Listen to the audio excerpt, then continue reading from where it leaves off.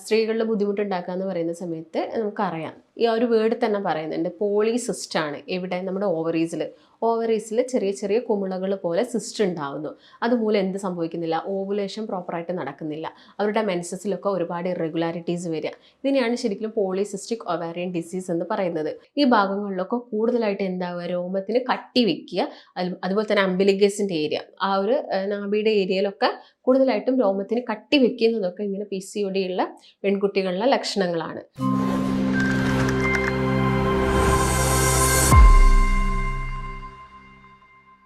നമസ്കാരം, ഞാൻ ഡോക്ടർ ഭാഗ്യ, QNB health കെയറിലെ Ayurveda ഡോക്ടറാണ്. ഒരുപാട് ആളുകളിൽ ഇപ്പം പറയുകയാണെങ്കിൽ സ്ത്രീകളിലും അതുപോലെ തന്നെ പെൺകുട്ടികളിലൊക്കെ ഒരുപാട് ബുദ്ധിമുട്ടുണ്ടാക്കുന്ന ഒരു കണ്ടീഷനാണ് PCOD അഥവാ പോളിസിസ്റ്റിക് ഒവാരിയൻ ഡിസീസ്. ഇപ്പം സ്ത്രീകളുടെ ബുദ്ധിമുട്ടുണ്ടാക്കുക എന്ന് പറയുന്ന സമയത്ത് നമുക്കറിയാം ഈ ഒരു വേർഡ് തന്നെ പറയുന്നുണ്ട്. പോളിസിസ്റ്റ് ആണ്. എവിടെ? നമ്മുടെ ഓവറീസിൽ ചെറിയ ചെറിയ കുമിളകൾ പോലെ സിസ്റ്റ് ഉണ്ടാവുന്നു. അതുമൂലം എന്ത് സംഭവിക്കുന്നില്ല? ഓവുലേഷൻ പ്രോപ്പറായിട്ട് നടക്കുന്നില്ല. അവരുടെ മെൻസസിലൊക്കെ ഒരുപാട് ഇറഗുലാരിറ്റീസ് വരിക. ഇതിനെയാണ് ശരിക്കും പോളിസിസ്റ്റിക് ഒവാരിയൻ ഡിസീസ് എന്ന് പറയുന്നത്. ചിലപ്പം ചില ആളുകൾ ഡയറ്റ് എടുത്താലോ അല്ലെങ്കിൽ മെഡിക്കേഷൻസ് എടുത്താലോ ഒക്കെ ഓക്കെ ആവുന്നുണ്ടാവും. എന്നാൽ ചില ആളുകൾക്ക് ഇതുമൂലം ഒരുപാട് കോംപ്ലിക്കേഷൻസ് ഉണ്ടാവുന്നുണ്ട്. ഇൻഫെർട്ടിലിറ്റി പോലുള്ള കണ്ടീഷൻസ് ഒക്കെ ഉണ്ടാവുന്നുണ്ട്. ഇതിന് വേണ്ടിയിട്ടൊക്കെ ട്രീറ്റ്മെൻറ്റ് ഒക്കെ എടുക്കുന്ന ഒരുപാട് ആളുകൾ നമ്മളുടെ ഇടയിലുണ്ട്. അപ്പോൾ നമുക്കറിയാം പീരീഡ്സ് ആവുന്നത് മുതൽ മെനോപോസ്, അത് നിൽക്കുന്നവരെ സമയത്തിനുള്ള സ്ത്രീകൾക്കും പെൺകുട്ടികൾക്കൊക്കെ ഉണ്ടാവുന്ന, അതായത് അവർക്ക് വരാൻ ചാൻസ് ഉള്ളൊരു അസുഖമാണ് PCOD എന്ന് പറയുന്നത്. ഈ ഒരു PCOD കണ്ടീഷനിൽ എന്താണ് നമ്മുടെ ബോഡിയിൽ സംഭവിക്കുന്നത്? നോർമലി നമുക്കറിയാം എല്ലാവരുടെയും ബോഡിയിൽ എന്തുണ്ട്? ആൻഡ്രജൻ ഹോർമോൺസ് ഒരു ചെറിയ രീതിയിൽ പെൺകുട്ടികളുടെ ശരീരത്തിലും ഉണ്ട്. അപ്പോൾ ഇതെന്തിനാ? നോർമലായിട്ടുള്ള ഹോർമോണിൻ്റെ ഫങ്ഷൻസ് അല്ലെങ്കിൽ ബോഡി ഫങ്ഷൻസിനൊക്കെ ഈ ഒരു ആൻഡ്രജൻ വേണം. എന്നാൽ PCOD ഉള്ള പെൺകുട്ടികളിൽ ഇതൊരു പരിധിയിൽ കൂടുതലാവുന്നു. അപ്പോൾ അതിൻ്റെ ഭാഗമായിട്ട് അവരുടെ ഫീമെയിൽ ഹോർമോൺസിലും ഇംബാലൻസ് വരുന്നു. ഇതിൻ്റെ ഭാഗമായിട്ട് അവരുടെ ശരീരത്തിൽ വരുന്ന ഒരുപാട് മാറ്റങ്ങൾ ഉണ്ടാവും. അതായത് ചിലപ്പോൾ നമുക്ക് നോക്കാം സിംറ്റംസ് എന്തൊക്കെയാണെന്ന് നമുക്ക് ഡീറ്റെയിൽഡ് ആയിട്ട് നോക്കാം. അപ്പോൾ ഇതാണ് ശരിക്കും പോളിസിസ്റ്റിക് ഒവാരിയൻ ഡിസീസ്. പക്ഷേ ഇത് നിങ്ങൾക്ക് പെട്ടെന്ന് മാറ്റിയെടുക്കാൻ സാധിക്കുമോ? എല്ലാവരുടെയും ചോദ്യമാണ്. നമ്മളൊന്ന് ശ്രദ്ധിക്കുകയാണെങ്കിൽ നമുക്ക് എല്ലാ കാര്യത്തിലും, അതായത് ഡയറ്റിലും നമ്മൾ പ്രോപ്പറായിട്ടുള്ള എക്സസൈസും വ്യായാമമൊക്കെ ചെയ്യുകയാണെങ്കിലൊക്കെ നമുക്കിത് കംപ്ലീറ്റ് ആയിട്ട് എന്ത് ചെയ്യാം? മാറ്റിയെടുക്കാൻ പറ്റും. ചില ആളുകൾക്ക് മെഡിക്കേഷൻസ് തന്നെ വേണ്ടി വരില്ല. അവർ ജസ്റ്റ് ഒന്ന് ഭക്ഷണത്തിലൊക്കെ ശ്രദ്ധിച്ചാൽ മാറ്റിയെടുക്കാൻ പറ്റും. പക്ഷേ നമുക്കിത് 1-2 ദിവസം കൊണ്ട്, അതായത് ഒരു പനി വന്നാൽ നമ്മൾ ചിലപ്പം ഒരാഴ്ച എന്ത് ചെയ്യും? ഒന്ന് റെസ്റ്റ് എടുത്ത് ഭക്ഷണമൊക്കെ ഒന്ന് ശ്രദ്ധിച്ച് കുറച്ച് മെഡിക്കേഷൻസ് ഒക്കെ എടുത്താൽ ചിലപ്പോൾ പനി അങ്ങ് കംപ്ലീറ്റ് ആയിട്ട് മാറും. പക്ഷേ അതുപോലെയല്ല PCOD എന്ന് പറഞ്ഞൊരു അസുഖം. ചിലപ്പം അത് കുറേ കാലമായിട്ടുള്ള നമ്മുടെ ജീവിതശൈലിയിൽ വന്ന മാറ്റങ്ങൾ കൊണ്ട് വന്നൊരു അസുഖമാണ്. അപ്പോൾ നമുക്കത് പെട്ടെന്ന് അങ്ങ് മാറ്റിയെടുക്കാൻ പറ്റില്ല. നമ്മൾ അതിന് വേണ്ട സാവകാശവും ടൈമും ഒക്കെ കൊടുക്കണം. എല്ലാ കാര്യവും ചെറിയ ചെറിയ രീതിയിൽ ചേഞ്ചസ് വരുത്തണം. അതായത് ഭക്ഷണത്തിലൊക്കെ ഒരുപാട് കാര്യങ്ങൾ ശ്രദ്ധിക്കാനുണ്ട്. പ്രത്യേകിച്ച് പെൺകുട്ടികളുടെ കേസാണല്ലോ നമ്മൾ പറയുന്നത്. അപ്പം സ്ത്രീകൾ എന്ന് പറയുന്ന സമയത്ത് ഒരു 30 വയസ്സ് കഴിഞ്ഞ സ്ത്രീകളിലൊക്കെ ഇത് വളരെ റെയറായിട്ട് കണ്ടുവരുന്നുണ്ട്. പക്ഷെ കൂടുതലും ഈ ഒരു അഡൾട്ട് ഏജിൽ വരുന്ന പെൺകുട്ടികളിലാണ് PCOD കൂടുതലായിട്ടും കണ്ടുവരുന്നത്. അപ്പം എന്തൊക്കെ കാരണങ്ങൾ കൊണ്ടാണ് PCOD വരുന്നത്? മാറിയ ജീവിതശൈലി തന്നെയാണ്. ജീവിതശൈലി എന്ന് പറയുമ്പോൾ ഭക്ഷണ ക്രമീകരണത്തിൽ മാറ്റം വന്നു. അതുപോലെ തന്നെ കുട്ടികൾക്കൊക്കെ ആണെങ്കിൽ യാതൊരു തരത്തിലുള്ള വ്യായാമങ്ങളോ കാര്യങ്ങളോ ഒന്നുമില്ല. ഇപ്പം ജസ്റ്റ് അവരുടെ വീടിൻ്റെ മുമ്പിൽ നിന്നാൽ അവർക്ക് ബസ്സും വാഹനങ്ങളും ഒക്കെ ഉണ്ട്. അല്ലെങ്കിൽ എല്ലാ വീടുകളിലും ഇപ്പോൾ ഓരോ വാഹനങ്ങൾ തന്നെ അവൈലബിൾ ആണ്. അതുകൊണ്ട് തന്നെ ജസ്റ്റ് ഒന്ന് നടക്കാനൊന്നും ആരും വില്ലിങ് അല്ല. അതുകൊണ്ട് തന്നെ അവരുടെ ശരീരപ്രകൃതിയിലൊക്കെ മാറ്റങ്ങൾ വന്നു. അതുപോലെ തന്നെ ഭക്ഷണമാണെങ്കിലോ നമ്മൾ കൂടുതലായിട്ട് ഇപ്പം കഴിക്കുന്നത് പുറത്തെ ഹോട്ടൽ ഫുഡാണ്. ഒരു നേരം ഭക്ഷണം ഉണ്ടാക്കിയില്ലെങ്കിൽ ഓക്കെ, അത്രയും സമയം നമുക്ക് ലാഭിക്കാമെന്ന ചിന്ത കൊണ്ടൊക്കെ ഒരുപാട് വീട്ടമ്മമാരും കുട്ടികളും പാരൻസും എല്ലാവരും കൂടി പോയിട്ട് ഹോട്ടലിൽ പോയിരുന്നിട്ട് ഫുഡ് കഴിക്കരുത് എന്നല്ല, ഒക്കേഷണലി എപ്പോഴെങ്കിലുമൊക്കെ നമുക്ക് കഴിക്കുന്നതുകൊണ്ട് കുഴപ്പമില്ല. പക്ഷേ ഇതിനൊരു അഡിക്ഷൻ വരുന്ന ടീമുണ്ട്. എപ്പോഴും ഈ ഒരു ജങ്ക് ഫുഡ് അല്ലെങ്കിൽ പ്രോസസ്ഡ് ഫുഡ് അല്ലെങ്കിൽ ഈ നന്നായിട്ട് ഷുഗറുള്ള ഭക്ഷണങ്ങൾ, ഈ ഫ്രക്ടോസ് കോൺ സിറപ്പുള്ള ബേക്കറി ഐറ്റംസ് ഒക്കെ കഴിക്കുന്ന ഒരുപാട് പെൺകുട്ടികളുണ്ട്. ഇതൊക്കെ ഒരുപാട് കഴിക്കുക അല്ലെങ്കിൽ ഇങ്ങനെയുള്ള ജങ്ക് ഫുഡൊക്കെ കഴിക്കുന്ന സമയത്താണ് അവർക്ക് എന്ത് വരുന്നത്? ഈ PCOD പോലുള്ള അസുഖങ്ങൾ വരുന്നത്. അപ്പം കാരണം നോക്കുകയാണെങ്കിൽ, പക്ഷേ ഒട്ടുമിക്ക ആളുകൾ ചോദിക്കുന്നുണ്ട്, ഡോക്ടറെ എനിക്ക് വലിയ തടിയൊന്നുമില്ല, തടിയാണ് ഇതിനൊരു കാരണം എന്ന് പറയുന്നുണ്ട്. എനിക്ക് വലിയ തടിയൊന്നുമില്ല, പക്ഷേ എന്താണ്, ഞാൻ മെലിഞ്ഞാണ് ഇരിക്കുന്നത്, പക്ഷേ എനിക്ക് PCOD ഉണ്ട്. മെലിഞ്ഞിരിക്കുന്ന ആളുകളിലും PCOD വരാനുള്ള ചാൻസസ് ഉണ്ട്. അതിലൊരു മെയിൻ റീസൺ എന്ന് പറയുന്നത് പ്രോപ്പറായിട്ടുള്ളൊരു ഹോർമോണിൻ്റെ പ്രവർത്തനം നടക്കണമെങ്കിൽ നമ്മുടെ ശരീരത്തിൽ ഒരു മിനിമൽ ഫാറ്റിൻ്റെ ഒക്കെ ആവശ്യകത ഉണ്ട്. അപ്പോൾ നിങ്ങൾക്ക് ആ ഒരു ഫാറ്റും കൊഴുപ്പും കാര്യങ്ങളൊന്നും നിങ്ങളുടെ ബോഡിയിൽ ഇല്ലെങ്കിലും PCOD വരാനുള്ള ചാൻസസ് കൂടുതലാണ്. ഇനി എന്തൊക്കെയാണ് ഇങ്ങനെയുള്ള ആളുകളിൽ കാണിക്കുന്ന ലക്ഷണങ്ങൾ എന്ന് നോക്കാം. എല്ലാ പെൺകുട്ടികളും പറയുന്ന ഒരു കാര്യമാണ് എന്ത്? അവർക്ക് പീരീഡ്സിൽ വരുന്ന ഇറഗുലാരിറ്റീസ്.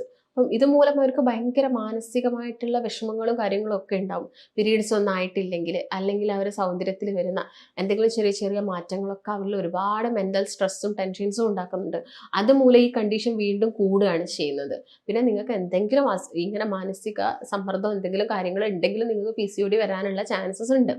അപ്പം എന്തൊക്കെയാണ് ലക്ഷണങ്ങൾ? ആദ്യം തന്നെ നോക്കുകയാണെങ്കിൽ അവരുടെ പീരീഡ്സിൽ വരുന്ന ഇറഗുലാരിറ്റീസ്, അതായത് ചിലപ്പം ആ ഒരു പീരീഡ്സ് ആവുന്ന സമയത്ത് ബ്ലീഡിങ് നല്ല രീതിയിൽ ബ്ലീഡിങ് ആയിരിക്കാം, അല്ലെങ്കിൽ സ്കാൻറ്റി ബ്ലീഡിങ് ആയിരിക്കും, ബ്ലീഡിങ് വളരെ കുറവായിരിക്കാം, അല്ലെങ്കിൽ ഈ ഒരു ബ്ലീഡിങ് ഉണ്ടാവുന്ന സമയത്ത് തന്നെ ചെറിയ ചെറിയ ബ്ലഡ് ക്ലോട്ട്സ് ആയിട്ട് ബ്ലീഡിങ് പോകുന്നതായിരിക്കും അവർക്കുണ്ടാകുക. അല്ലെങ്കിൽ ആർത്തവ സമയത്ത് നല്ല രീതിയിൽ അവർക്ക് പെയിൻഫുൾ ആയിട്ടുള്ളൊരു ആർത്തവായിരിക്കും ഉണ്ടാവുന്നത്. ഇതൊക്കെ ഇതിൻ്റെ ലക്ഷണങ്ങളാണ്. അതുപോലെ തന്നെ കാണുന്നത് മുടി കൊഴിച്ചിൽ, വല്ലാത്ത രീതിയിൽ പെൺകുട്ടികളുടെ മുടി വല്ലാത്ത രീതിയിൽ കൊഴിഞ്ഞു പോവുക. എന്തെങ്കിലും ഒരു ഹോർമോണൽ ഇംബാലൻസ് ബോഡിയിൽ നടക്കുന്നതുകൊണ്ടാണ്. ചിലപ്പോൾ അത് തൈറോയിഡിൻ്റെ ഡിസ്ഫങ്ഷൻ ഉണ്ടാവാം, അല്ലെങ്കിൽ PCOD ഉള്ള പെൺകുട്ടികളിലും ഇങ്ങനെ മുടി കൊഴിച്ചിൽ നല്ല രീതിയിൽ കാണാം. അതുപോലെ തന്നെ വരുന്നത് ഞാൻ നേരത്തെ പറഞ്ഞു, ആൻഡ്രോജൻ ഹോർമോൺസ് ഒരു പരിധിയിൽ കൂടുന്ന സമയത്ത് കൂടുതലായിട്ടും ഈ രോമങ്ങളുള്ള ഭാഗങ്ങളിലൊക്കെ രോമത്തിൻ്റെ കട്ടി കൂടുന്ന ഒരു കണ്ടീഷൻസ്, അതായത് മേൽചുണ്ടിൽ, അല്ലെങ്കിൽ അതുപോലെ തന്നെ കീഴ്ത്താടിയിൽ, മാറിടങ്ങളിൽ, അതുപോലെ തന്നെ തുടകളിൽ, ഈ ഭാഗങ്ങളിലൊക്കെ കൂടുതലായിട്ട് എന്താവുക, രോമത്തിന് കട്ടി വെക്കുക. അതുപോലെ തന്നെ അംബിലിഗസിൻ്റെ ഏരിയ, ആ ഒരു നാഭിയുടെ ഏരിയയിലൊക്കെ കൂടുതലായിട്ടും രോമത്തിന് കട്ടി വെക്കുന്നതൊക്കെ ഇങ്ങനെ PCOD ഉള്ള പെൺകുട്ടികളുടെ ലക്ഷണങ്ങളാണ്. അതുപോലെ തന്നെ അവർക്ക് അമിതമായിട്ടുള്ള ക്ഷീണം വരിക, എപ്പോഴും കിടക്കണം എന്നുള്ളൊരു ചിന്ത വരിക, അതായത് ഒരു വർക്കും ചെയ്യാൻ അവർക്കൊരു മൂഡില്ല. അതുപോലെ തന്നെ അവർക്ക് രക്തക്കുറവ്, HB ഇപ്പം നോക്കുന്ന സമയത്ത് അവർക്ക് രക്തക്കുറവ് അതിൽ കാണിക്കാം. ചില പെൺകുട്ടികളിലാണെങ്കിൽ വണ്ണം വല്ലാതെ വെച്ചിട്ട് പോവാം.